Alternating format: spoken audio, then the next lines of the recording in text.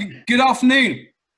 Welcome to the 10th episode of Have We Got Planning News for You. Thank you all for joining us again, particularly on this baking hot afternoon. I have the joys of a west-facing room with no aircon, so I'm probably going to lose half of my body weight in sweat by the end of the next hour. We've got another packed show for you today, including our special topic on land value capture, following on from our discussion about zoning last week. Two concepts often being spoken about in the same breath. As always, please do continue to provide questions or comments in the Q&A function, not the chat function, though you can use that as well if you want to. We hugely welcome the comments, and as always, we'll follow up any points on LinkedIn to the extent you'd like to do so. This is, as you all know by now, a free show. However, we reiterate our weekly encouragement to you to consider making a donation either to the NHS Clap for Carers Just Giving page or to a local charity of your choice. Now it's time to introduce the panel before we come on to our special guest.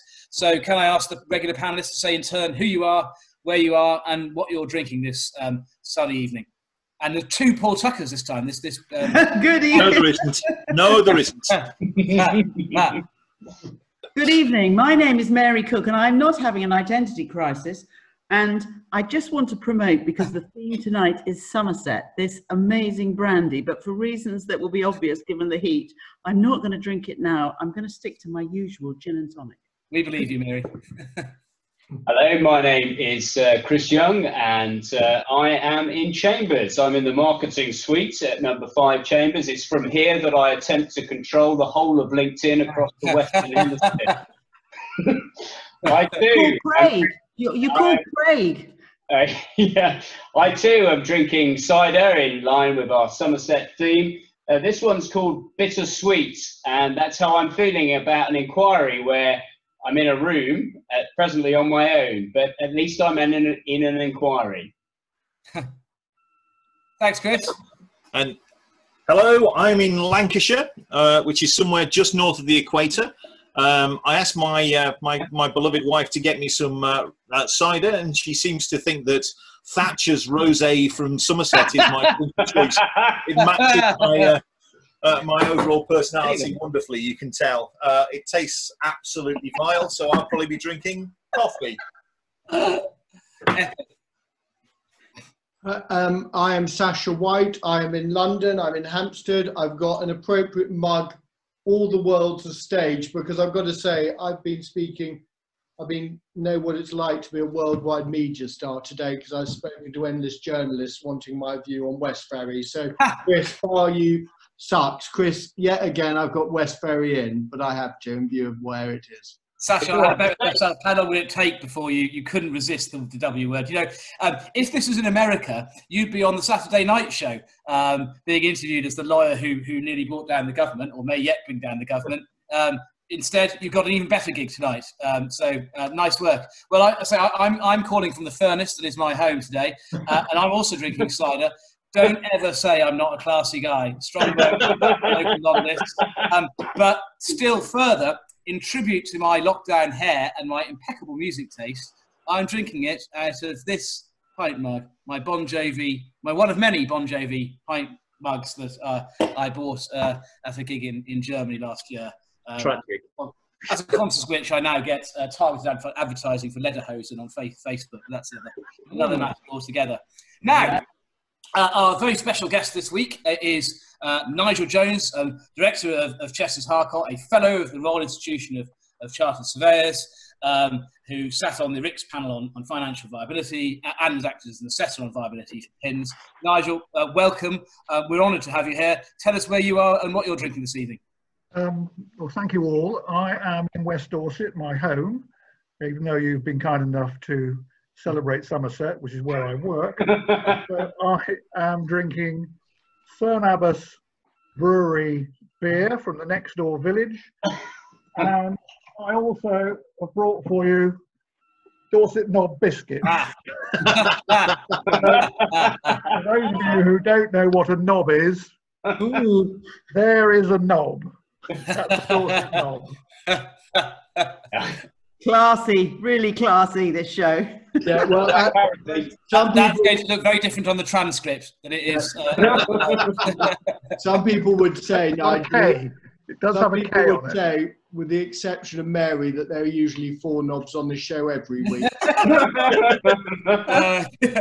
Are there any Marxists? That's what I want to know. Well, absolutely more of that later. Well, as usual, our guest interview with Nigel is going to be in the second half of the show. But before that, Nigel will obviously be contributing to our discussion on land value capture. And Nigel, of course, please do chip in on anything else beforehand, should you wish to do so.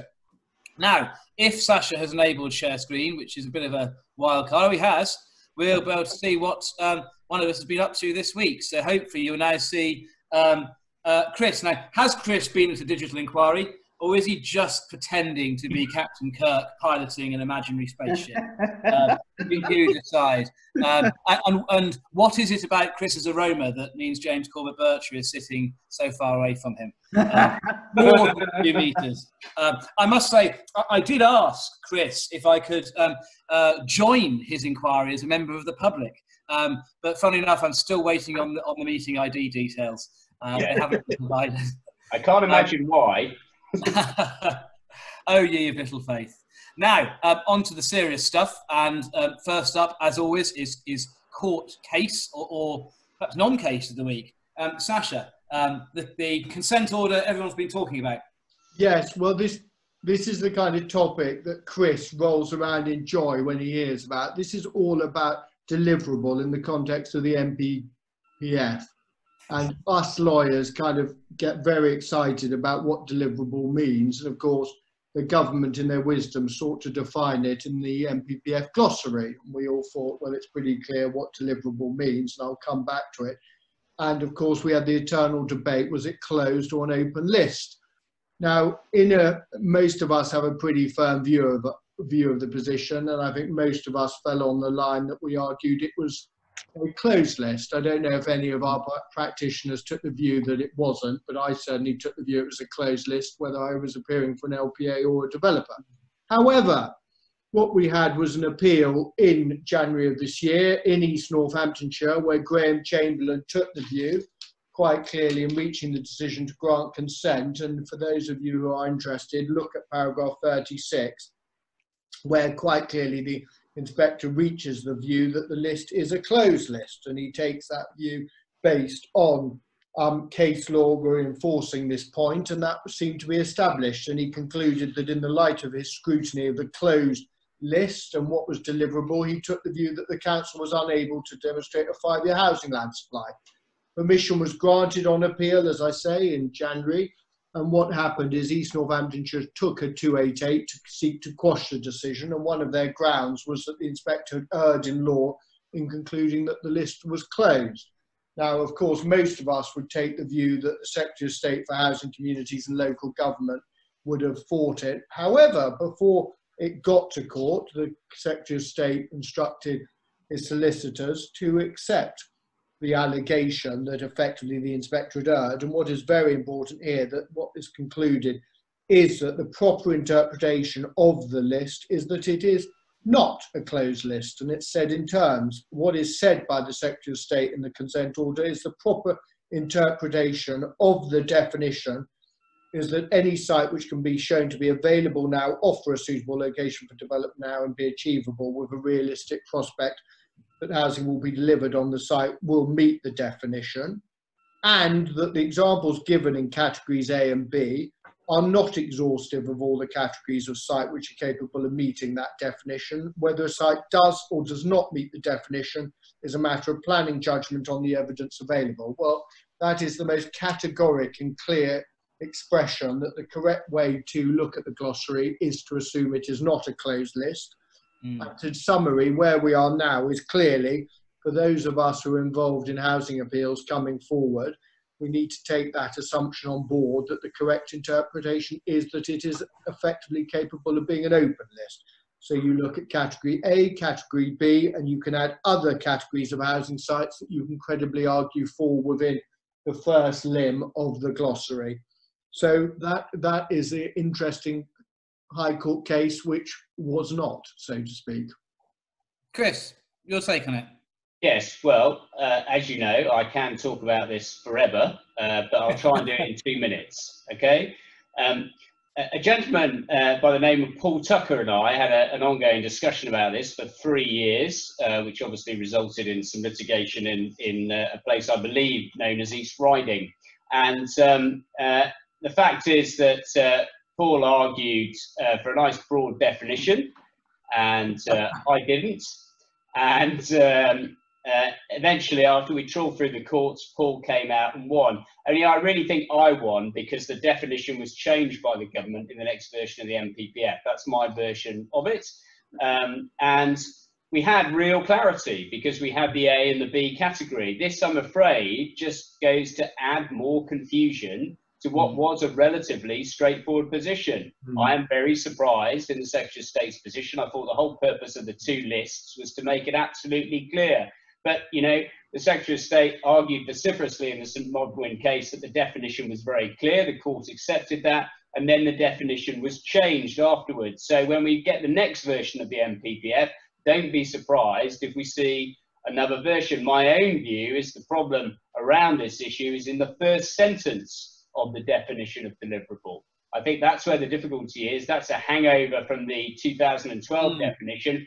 Get rid of that. Make the two categories closed, and then we just stop debating it. But, you know, hang on a minute, I'm a lawyer. Why am I saying to stop debating it? No, thank you very much for the court for making yet more discussion at endless inquiries.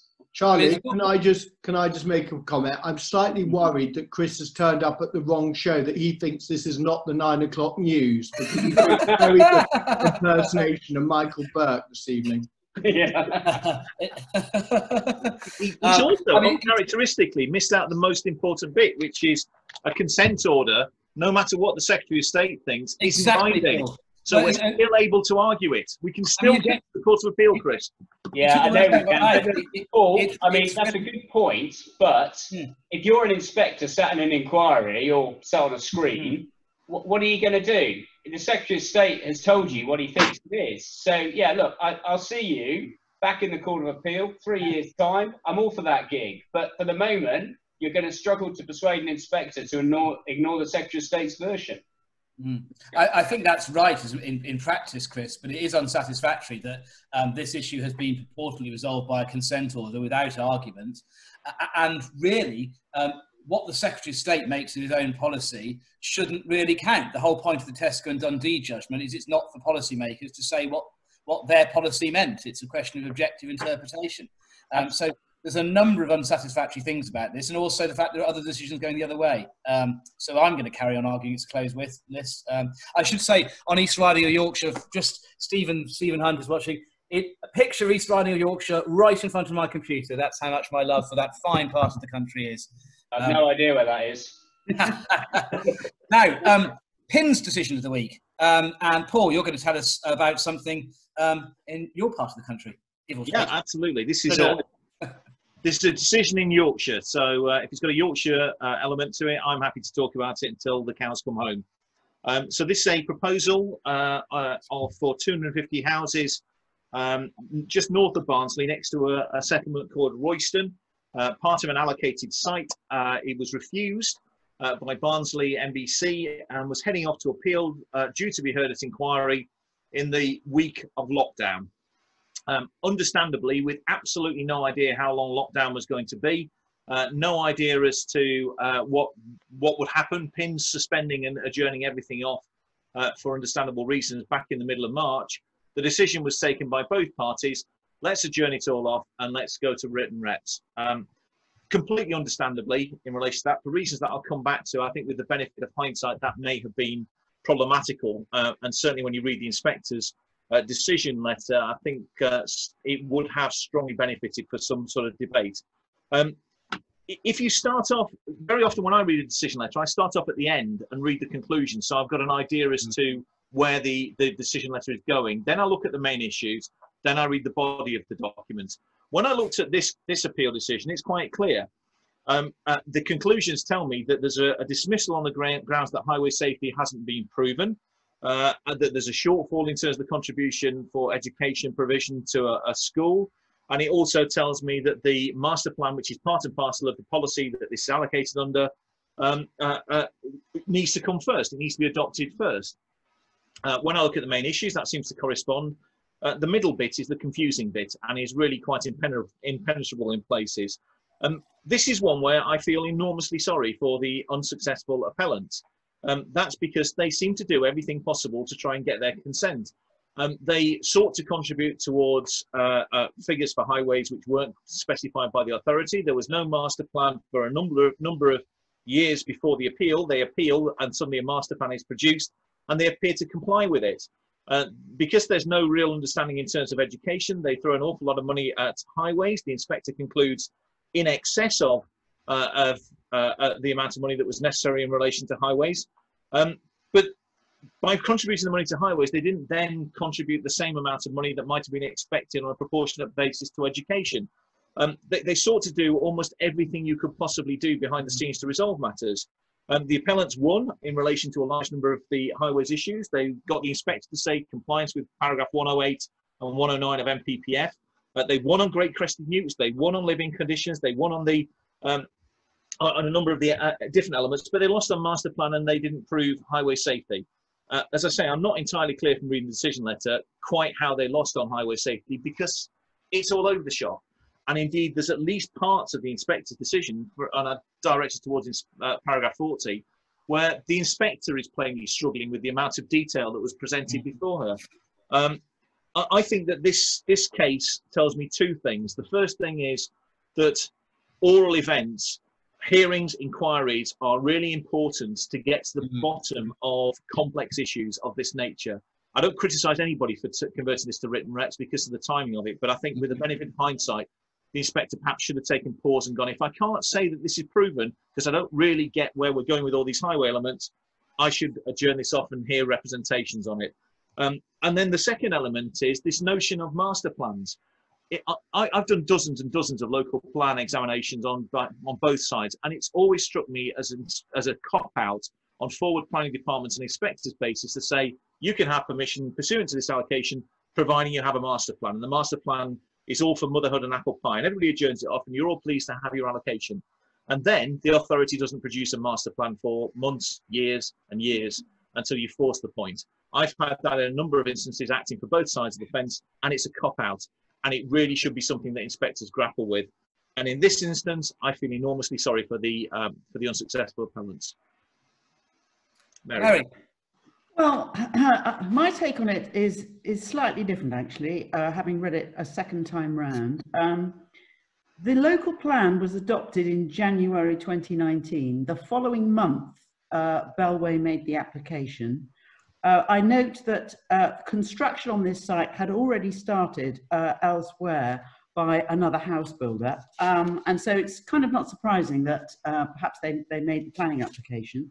But I'm just going to pick up in particular on the problem with the primary school, because there was a need for a primary school, but the need for the primary school wasn't simply as a result of the allocation of 750 homes. There was also a need for the primary school because of an existing deficiency.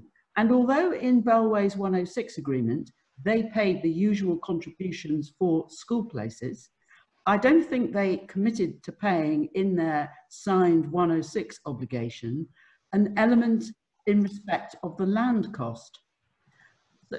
And there was another added complication that even if they had decided to pay for all that land, because the school wasn't required simply for the 750, but it was required for some of the some pre-existing issue, the inspector wasn't really convinced that there was a world in which Bellway could have made a SIL compliant contribution for both the school places and the cost of the land.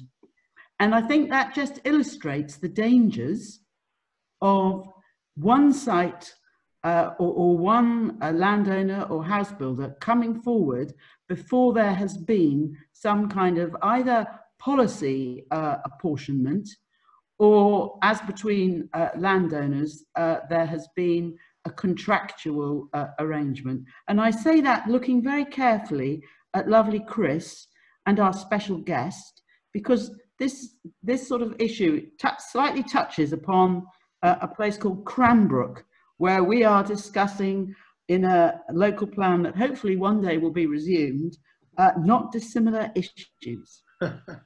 I have no idea. I can only say no comment to that. Say how scary it is when Mary approaches the camera and looks over at glasses. That really is frightening. Well, can I say, I want to say, so I'm going to say something in sympathy with the inspector. I'm sorry, but to ask someone to determine an application of this scale and magnitude for written rep is simply nuts. I'm sorry, it is.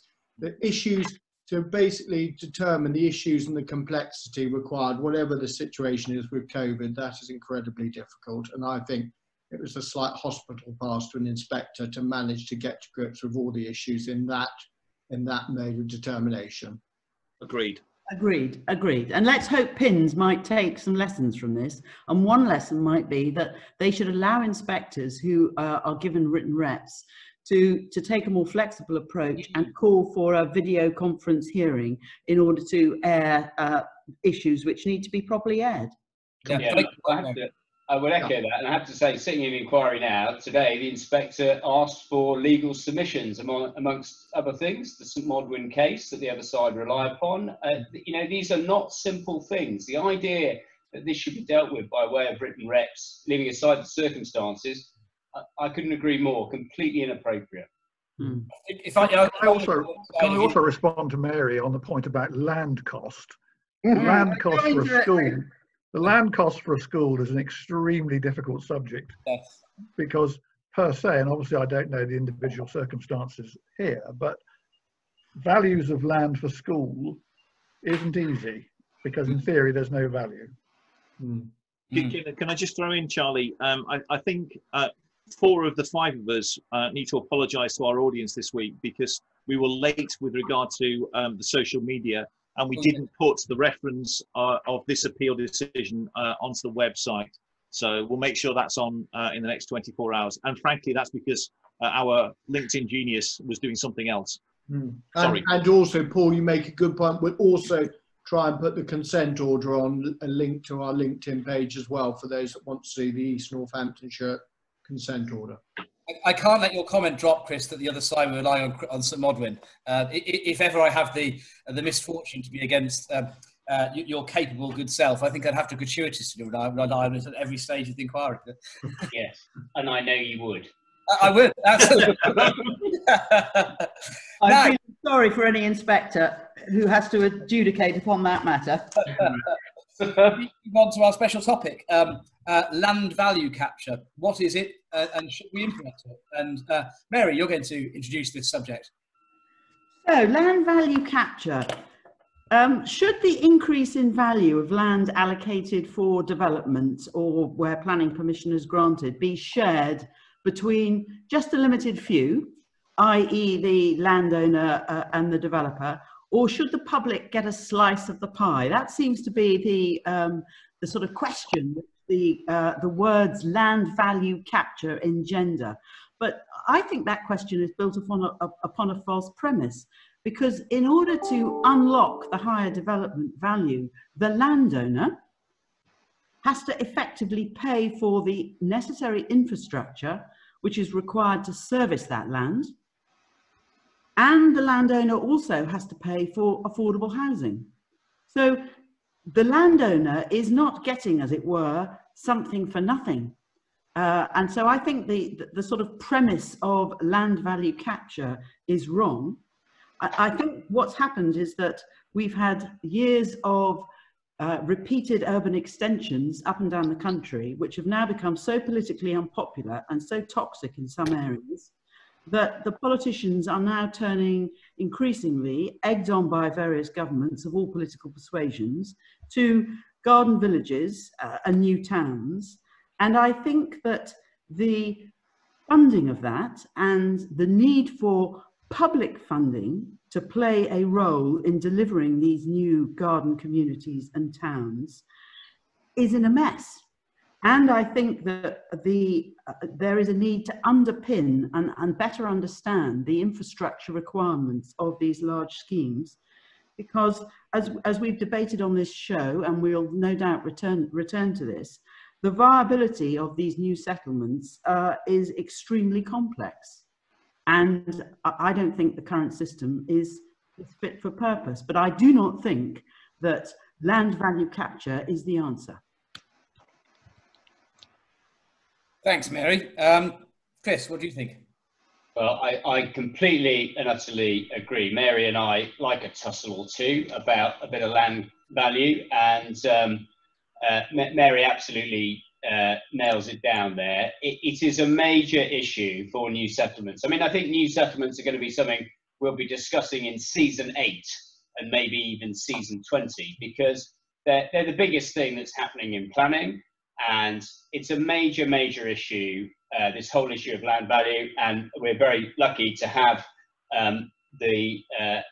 Nigel, the real Paul Tucker, no, that's wrong, to have Nigel here with us. Now, I've had a look this week at another one of the papers from Planning Anew, and there's a paper in there about this very topic that Mary's been talking about, land value capture.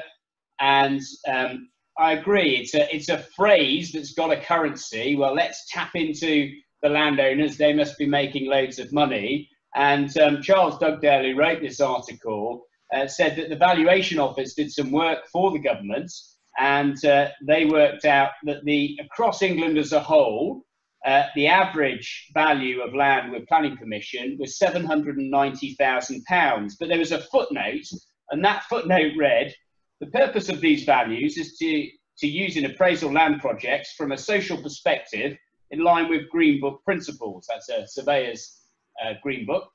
The values here assume nil affordable housing provision in order to give pure residential land value rather than market land value. And also, it didn't mention the minor issue of infrastructure costs. So the public has this perception that you get £1 million or £800,000 an acre, when in fact nearly all of that money disappears in the cost of the infrastructure, and the profit is severely reduced because of the affordable housing. Land value capture happens already on a massive scale. So if anybody comes along, Dominic Cummings, and thinks you've got some better idea and you'll be able to tap into this, you won't. If you tamper with this, you'll probably make it worse. The development industry is already, or the landowners in particular, Nigel would correct me, the landowners are already paying very significant amounts of money. And the answer is not to move to some other system, but to recognise just how generous it is. The other thing that Charles Dugdale raises, and I don't know, we'll come on to this, Nigel, if you agree with this, is there's quite a disparity between what people are paying per sill and what the actual real costs of a new settlement are, which are about 10 times the cost. And so Mary is absolutely spot on, as ever, that we need to have a new approach for these new settlements, and we need to have a very, very clear view about how much government is going to support these, because I think it requires government support. But I don't know what you think, Nigel. Well, it all comes back to the same issue, is what is an appropriate return to the landowner? Forgetting anything else, and forgetting how you capture land capture land value in inverted commas, what is, by the public granting a planning consent, which on the face of it increases the value of their land substantially to the sort of numbers that you're talking about, before you take into account infrastructure 106 and all affordable housing costs, etc. If you then strip all of that out, what realistically is it fair, is it reasonable that a landowner should receive? And that, of course, is before any other form of corporate tax, any other form of taxation comes into account, capital gains tax or whatever it is, depending on whatever mode the land is held. So you've got to realise that the poor old landowner, who is the forgotten party in this, is being significantly taxed. And I have been saying for some time, which is rather non-PC, that all 106 obligations, all sale, affordable housing is simply a tax on the landowner. And if one actually gets to that point, where is it that, having been taxed through his planning obligations and the other costs that he has to meet, and then be taxed again, where realistically should a landowner sit? What should he be getting? Which then comes back to the other strand of that, the benchmark land value in viability assessments, but that's a related but separate subject. Thanks, Nigel. Before we go on to our discussion, Andrew Kitchener has, I think you know, and I know very well, he's asked, I think, a very pertinent question, which is, if we did move to a system of land value capture, would this be a bit like SIL, that to start off, it would be sold as no double dipping, and there'd be legislation that this is the one bite of the pie, to mix my metaphors, and then the dam would break, and it would be possible to have multiple, for the state in its various forms, have multiple bites. Do you think that's, do any of you think that's likely to be what will happen? Or should it happen, or should it be land value capture and nothing else? Well, the difficulty, Charlie, is where do you start and where do you finish, isn't it? Because site-specific obligations obviously should be related to the actual site itself, and that the landowner should pay for those site-specific obligations.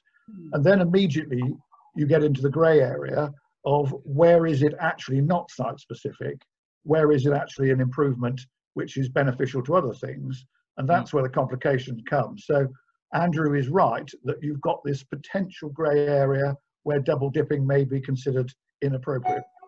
Chris, I think you want to say something, do you? Was it Chris? Yeah, I mean, I think it's inevitable. I think the point that's being raised is inevitable. You have this sort of red line, and this is the amount, and then what happens when you can't deliver a school or you can't deliver a piece of infrastructure? Then the developers will be asked to provide that. Otherwise, they'll have to sit and wait until some other HIF funding or some government funding comes forward.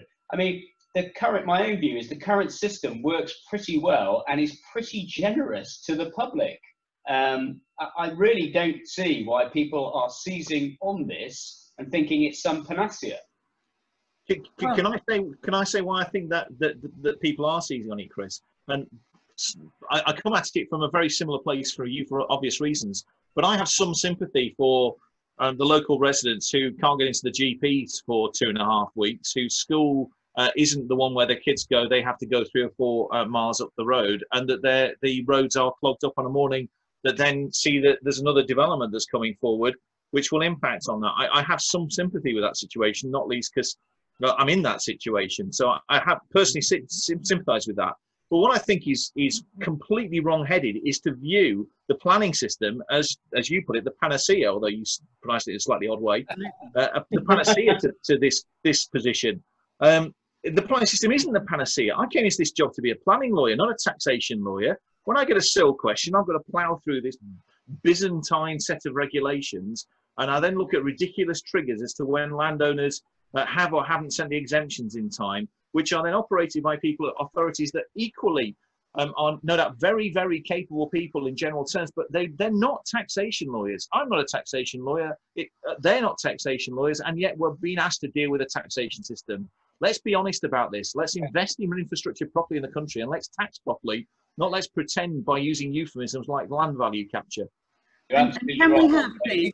You say do it. You're not suggesting it shouldn't be done, but you're saying is let's call a spade a spade. Let's do it properly through a taxation system. Can I say I was going to make sorry, Mary. Can we also just come back to this point that you need to have some public funding to get some of these large schemes going, and local authorities by and large don't want to act as the banker, and you sometimes need a sort of banker in these situations. And I think there is a disconnection between the Treasury, who seem to have all the cash and come up with the HIF funding and the city growth and the road funding deals, and the planning authorities, who are expected to demonstrate with not very adequate resources how these garden villages are viable. Absolutely. Can I just say I was going to express a view, but as I'm apparently a Marxist, I'm going to keep quiet. Disclosure in the West Ferry. Let's move on, or segue to our guest slot with Nigel, which I'm going to start by asking a few questions of you, Nigel. It may be that you've covered this first question already, or at least to a large degree, but for the avoidance of doubt, we're a very broad church in terms of our audience. So there's lots of people who are valuers, RICS members and fellows, and clients, etc., developers, promoters. But for those who don't have the same grasp of development economics as you do, can you just give us a kind of a lowdown in a few short sentences of the key issues in development economics that influence viability appraisal, influence consideration about changing the system, etc.? Well, in very simple terms, development economics are actually quite easy, really.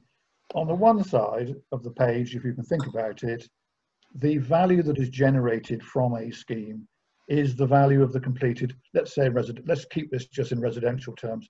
It is the value of the houses that are constructed by the developer. On the left-hand side of the page, set against those revenue streams are the costs. The costs that then the developer incurs. So those are the physical costs of his bricks and his timber, etc.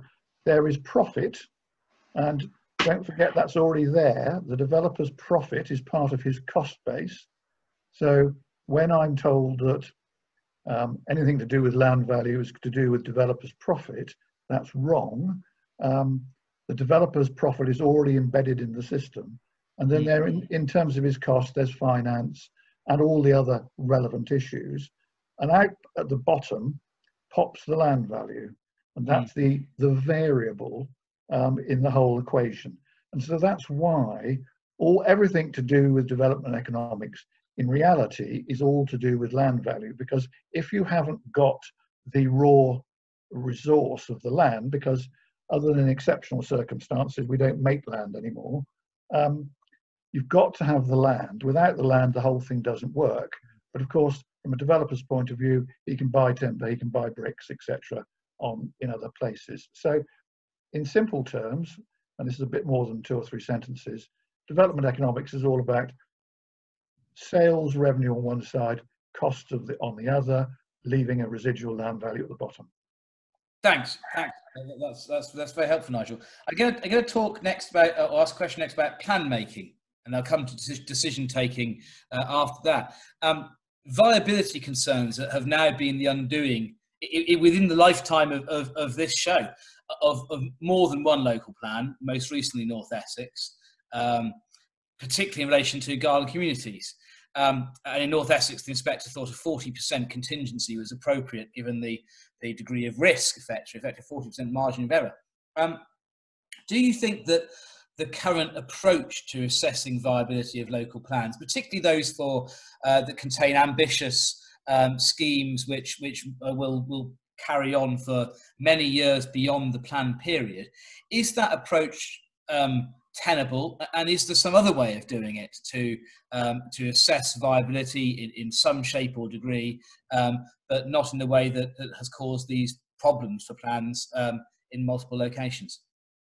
Well, the first thing is to consider what do you mean by the word viable, because obviously, unless you agree what the definition of viability is, it's a difficult equation. But let's assume viable means viable to the landowner, because again, I come back to all of these appraisals, whether it's a high-level local plan assessment or indeed an individual site, the developer's profit is normally embedded into the scheme. Now you can do it the other way and have a fixed land value to see whether it is viable to the developer, in that the profit to the developer comes out at an acceptable margin.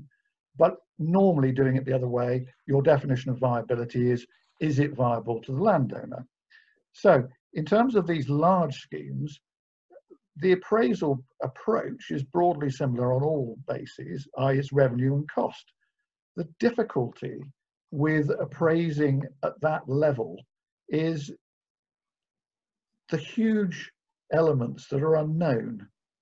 And once you start, obviously from a revenue point of view, the unknowns are how many dwellings, what type, what's the level of affordable housing, etc. All of those are unknowns. Now obviously it could be in affordable housing terms policy compliant, that would be our starting point. And then on the cost side, what are the costs of the infrastructure? But then what infrastructure is needed and what infrastructure is needed depends on how many houses you have and what are the ancillary development requirements. So the difficulty at a high level is knowing how much unknown you can realistically assess as being reasonable. Now, in the North Essex decision, the inspector's decision there, now that's why he had this very large contingency, the 40% contingency, which wasn't an unreasonable, in my opinion, approach to it, whilst recognising that he had that difficulty. Now, one of the interesting things in that decision is an absolutely fundamental point, which doesn't come out in the decision itself, when he said that he had parameters of acceptable viability. 50,000 per acre he thought might be possible, and most people would sell at £100,000 per acre. That was his view on what would be an acceptable return to the landowner. But the point that he doesn't say in his decision, and it may be specifically, it came out in all the representations, etc., was he talking about gross acres, or was he talking about net acres? Because there could be a huge difference in the figures, and unless you knew those numbers, unless you knew that definition, is it gross or net? Because if it was gross, did it include all of the ancillary open space? And we'll come to a matter which is, I know, dear to Mary's heart. Did it include, I don't know whether it was relevant there, but if it included sangs, there could have been substantial sangs. Now, was all of that at the same land value? So was it all on gross, or was it net? Now, if it comes to being net acres, there isn't an agreed definition of what net developable acres means anyway, despite the RICS recently trying to define that. So that issue alone shows how difficult it is at such a high level. And one solution, I suspect, Mary, what you're thinking, what you'd say is it's not so much a question of tweaking the approach to financial viability appraisal, but tweaking the policy requirements, i.e. policy should be more prepared to take a risk on ambitious schemes, because otherwise we're never going to get anything done. I don't think we have that many really good examples, policy examples, of large complex areas of land with multiple land ownerships coming forward, where policy somehow gets to grips with what usually happens behind closed doors, where landowners come to an equalisation agreement. And how does sort of policy equalise? And I think that's one of the issues that Inspector Hunt was trying to sort of grapple with in relation to the primary school. Yeah, no, and I can't help but think it sort of applies to other concepts too, that sometimes for really ambitious, innovative things, the standard approach, the same sorts of approach to viability as applied in other contexts, are unhelpful. I mean, there are so many examples of innovation in history. I mean, would the Industrial Revolution have happened if you had to prove in advance that it was going to be a success? You know, sometimes you have to take a chance on things, an informed chance. That's my own view, for what it's worth.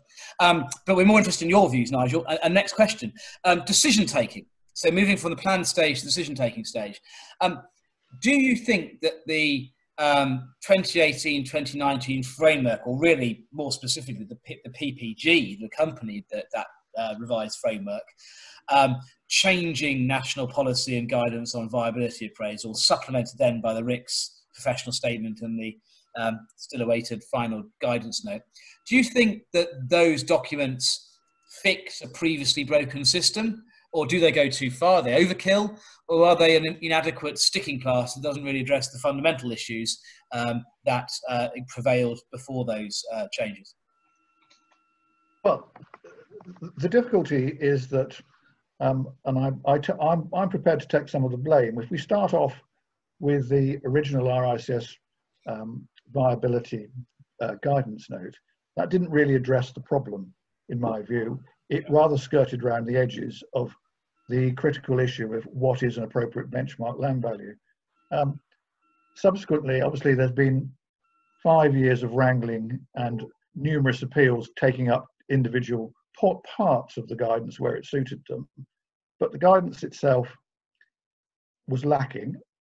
The committee that wrote it, it was a committee decision on various things, and being part of that committee, we simply couldn't agree on some of the fundamentals.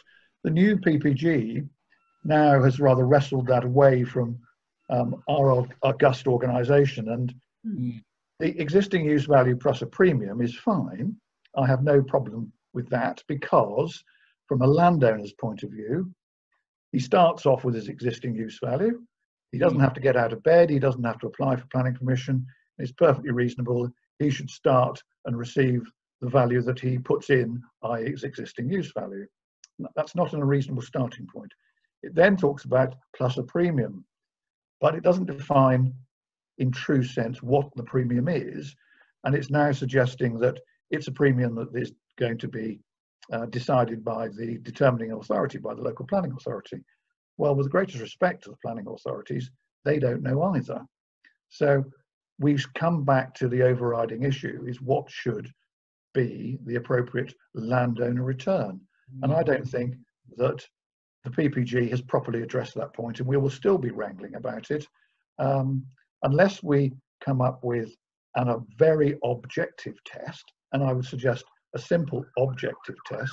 I'm afraid we're in for a further round of wrangling over what that premium is going to be. It sort of collapses, all these points collapse down to the same basic point on your analysis, don't they? Oh, inevitably, it all comes down to benchmark land value, yes. Yeah. Now, I did have a further question on the sort of the COVID so-called, I hate the term easements because that has a sort of legal connotation, but the government's various relaxations in relation to SIL and 106 to try and stop stall sites in relation to COVID. But I'm going to pause that given the time and ask other panelists first of all if they've got any questions, and then if we have time we'll come back to COVID, and if we don't we won't. Sasha, you're first up. I'm fine to move on because I want to say something on nudge. So in the interest of time, I'll forego my question. Desperate to talk about West Ferry again, aren't you? Mary. I was just simply going to ask, when are we going to get this new RICS guidance, and what's it going to, what's it going to say? Oh, well, yeah, shortly, I think is the answer to that. And what's it going to say? Well, is it going to tell us about the premium point? Is it going to give it? Is it going to help? I personally, it has been drafted by more committee members, and my own personal view is it is more complicated and less certain. Oh, thank you very much, Paul. Yeah, I think I'm now starting to get inspired after drinking 40 minutes worth of Thatcher's rosé, and I'm starting to rebel. So the old lefty in me is going to ask you this question, Nigel. So why is any of this necessary when we operate a perfectly serviceable taxation system? What utility is there in piling covert tax onto the operation of an already overly complex planning system, except to pretend to a party conference that we operate a low tax economy? Well, as I am your namesake, I have a certain amount of a certain agreement with that. It would be much simpler, in my view, that we abandon great swathes of 106 obligations and other taxes and just made this actually a simple development gains tax. Because we go back to where we started this conversation, 106 obligations are essentially a tax on the landowner. So why not be absolutely upfront about it? It's, in my view, it's a bit like the television license. Why have a television license? It's a tax. Why don't we just simplify matters and be open and upfront about it? Thank you, Tavarich. Yes. Well, I tell you what, Nigel taught me everything I know about viability, and for him to say, look, let's just scrap all that and let's just say, let's have a development tax. Wow. I mean, that is an extraordinary statement and really powerful, and I hope members of government are listening. I'm not going to ask my question. I'm going to ask Heather Pugh's question. Heather says, viability is only ever a snapshot in time, Nigel. Producing a viability appraisal for a project, a garden village that's going to take 25 years to deliver, is it reasonable to use viability at the start of the process for something of this scale? Well, the answer to that is, I don't know what else you can do, because forward guessing on revenues and costs make it very difficult, and you can only do it as a snapshot in time. I recognise it has deficiencies, but I don't really see there's any alternative. Yeah. Thanks, Chris. Nigel, thank you so much for that really valuable insight. I've certainly learned a huge amount from what you said today, and indeed from what we discussed yesterday in our rehearsal session. So thank you very much. Stay with us, because we've got a few further things to discuss, and the first of which is the champion of the week. And Paul, who's your champion? Interesting question. The one that I'd selected up until lunchtime today was Lancaster. That's partly self-interest, because I acted for Lancaster in their local plan examination last year, and the inspector came back, report published over the last 4 or 5 days, endorsing the plan with a few changes, which includes a huge opportunity area south of Lancaster, fit for a garden community, which is what it's intended to be, the Balerig garden community. And the plan there is, it's endorsed in the Part 1 plan, bring the detail forward in the area action plan. I suspect that may be a good plan for moving these things forward, because you then sidestep the viability arguments that did down the North Essex authorities. Well, that was what I was going to say.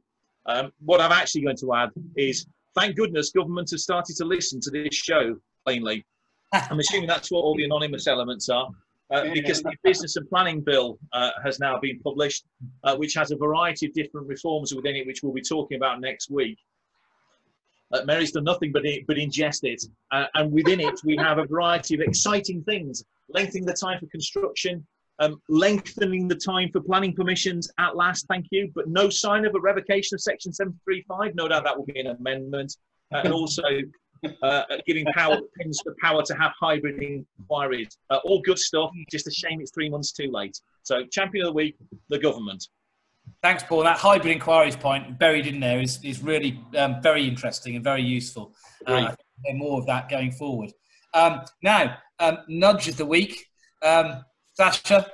Well, as I said, we know what you're going to talk about. Surprise, surprise, you do know what I'm going to talk about, because I'm going to say to our observers, those watching it, all of you, I recommend strongly that if you do anything over the weekend, go and download the release of the 132 pages from the Ministry relating to West Ferry, because it is a fascinating insight, putting aside where one sits on the debate. It's a fascinating insight into what happens when the Secretary of State is considering his decision or her decision into Section 78s and 77s.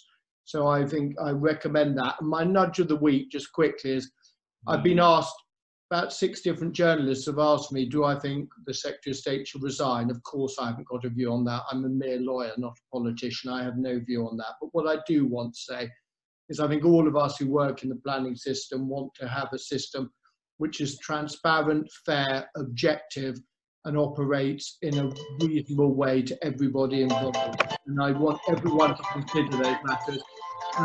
Nigel's got a very good calypso cricket. Well done. I must have said, Sasha, exposure puts a degree of context on the consent to judgment, because it seems to me that if the case had proceeded, they would have, under the duty of candour, had to.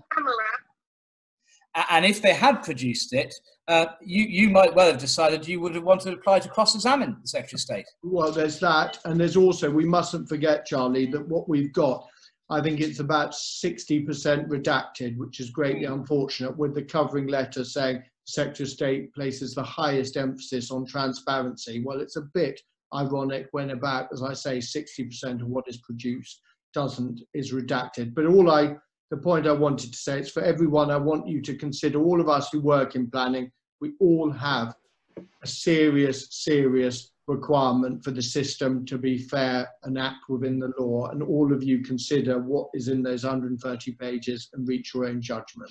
Can I just say, just jump in there, I've been here many times seeking the disclosure, and I've had the same problem, Sasha. I've had pages and pages of redacted material. Either it's disclosure or it's not. I got fabulous disclosure and challenging the written ministerial statement on neighbourhood plans from, God bless him, Mr. Justice Gilbert, and he was having none of it. He asked them to disclose it, and about 60% was redacted. How are you meant to know what the real transparent answer was if they redact so much of the information? Very good point. Now, what's coming up next week and beyond? Mary, you're going to tell us that.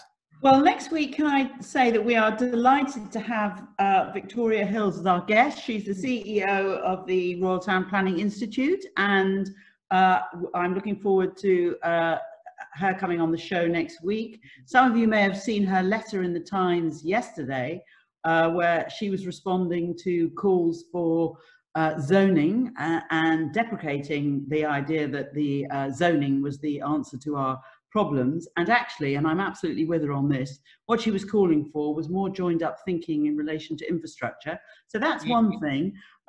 Maybe Charlie, maybe you're going to get a judgment in your little up north. I know that's a topic which is near and dear to you. There's also a recent Secretary of State decision on a waste facility where the inspector and the Secretary of State, the inspector recommended no, the Secretary of State dismissed the appeal. So that's another possibility. So plus, of course, the Business and Planning Bill and the guidance, some of which is in draft, some of which is in final form. We've got some new permitted development rights today. We've got lots to talk about next week.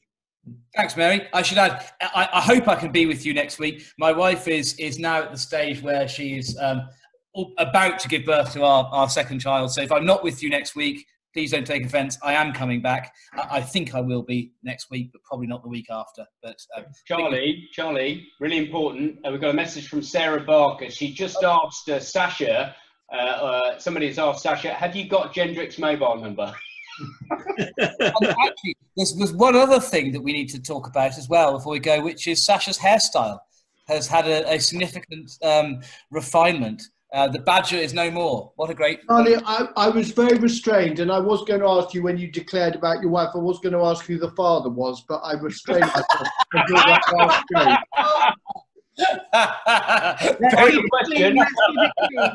Final question. Nigel, I'm too strong about it. Hold on, Charlie, Chris has got a question. Nigel, are you going to run your horse? You've got a new horse. Are you going to run it at Cheltenham next year? Well, the answer to the first question, have I got a new horse? Yes. Am I going to run at Cheltenham next year? Very unlikely, but she's only 4, so she won't be ready. Fingers crossed, a couple of years' time. And is she called Land Value Capture? No, Paul, no. The previous one was called Drinks Interval. That's a great idea. And before we go, Charlie, I think we need to have a toast to our 10th episode. Yes. We want to thank all those who have made it possible, actually. And can we also thank our audience? Without you, we wouldn't have anything. So thank you for your loyalty. And thank you, Nigel, for blessing us with distinguished presence this week. As Mary's indicated, we'll certainly everybody apart from me, and hopefully I will be here this time next week. Don't forget the NHS donations. Please do follow our LinkedIn page if you haven't already, and see you next week. Have a great weekend and enjoy the lovely weather tonight. Cheers.